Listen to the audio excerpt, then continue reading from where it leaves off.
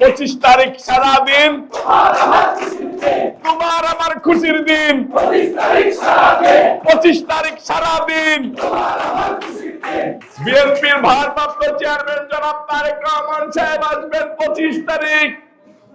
আমি দেখেছি উনি ঘোষণা দেওয়ার পর থেকে বাংলাদেশের মানুষের কাছে মনে হচ্ছে এটা ঈদের দিন, আনন্দের দিন।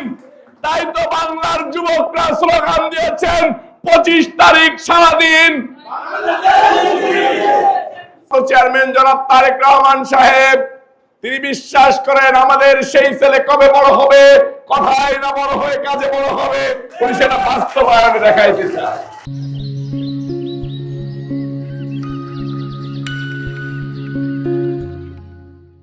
তাই তারেক রহমান সাহেবের কর্মীরা কি কথায় কাজে মিল থাকতে হবে।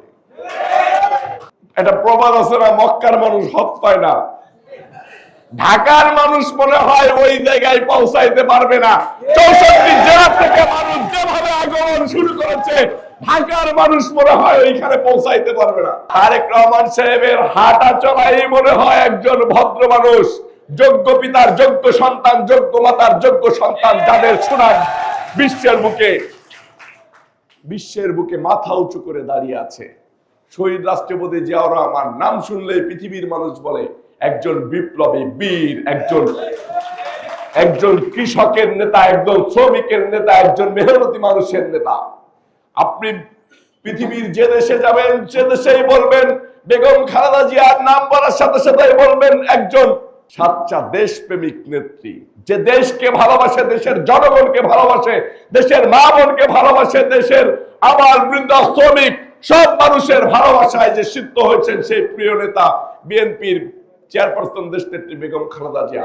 উনার সন্তান তারেক রহমান, যাকে পৃথিবীর অনেক ষড়যন্ত্রকারী দেশ দমিয়ে রাখতে চেয়েছে, পারে নাই কি জন্য? বাংলাদেশের মানুষের ভালোবাসা, বাংলাদেশের মা মাটি তারেক রহমান সাহেবের কথা বলে। বাংলাদেশের মহিলারা যারা আমাদেরকে গর্বে ধারণ করেছে, তারা তারেক রহমান সাহেবের জন্য নামাজের পাটিতে দোয়া করেন। যেভাবে একজন নেতা রাজপথ দিয়ে হেঁটে গেলে বাংলাদেশ তাকিয়ে থাকে, সেই দিন 25 তারিখ পুরো পৃথিবী তাকিয়ে থাকবে ইনশাআল্লাহ তারেক রহমানের দিকে। আপনারা সেই যে অর্জন, এই অর্জনের অংশীদার। ঢাকা মহানগর দক্ষিণ যুবদল 1 লক্ষ লোক নিয়ে তারেক রহমান সাহেবের সমাবেশে যোগ দেবে ইনশাআল্লাহ। সবার মাথায় দক্ষিণ যুবদলের লাল ক্যাপ থাকবে। ওই দিন লালে লাল হয়ে যাবে, ড্রোনেরা শুধু মানুষের ভিতরে লাল দেখবে, লাল ক্যাপ দেখবে।